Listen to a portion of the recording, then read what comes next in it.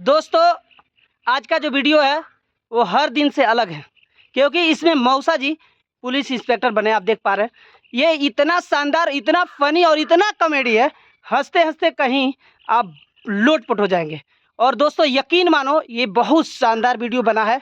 आप लोग जाइए लोल कॉमेडी 05 यूट्यूब चैनल को सब्सक्राइब करिए और कल सुबह 6:30 बजे ये वीडियो आएगा आपके मोबाइल स्क्रीन पर।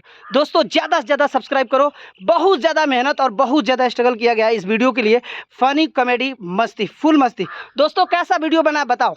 सुपर अनूप जी बहुत मेहनत किया गया है वीडियो में। जाइए आप लोग लोल कॉमेडी 05 यूट्यूब पर जाकर सब्सक्राइब कर लीजिए। रोज सुबह 6:30 बजे आप लोग बिस्तर से उठिए और खूब हंसिए वीडियो देखकर। तो आप लोगों का प्यार दुलार बना रहे, आगे बहुत कुछ करना है तो आप लोग थोड़ा सा प्यार दुलार दीजिए भाई, मेरे बड़े भाई लोग। और आप लोगों का ही सहयोग आशीर्वाद से ये सब हो रहा है। थोड़ा सा प्यार दुलार ज़्यादा से ज़्यादा सब्सक्राइब करिए आप लोग और अपने दोस्तों में ये वीडियो शेयर करिए। Thank you.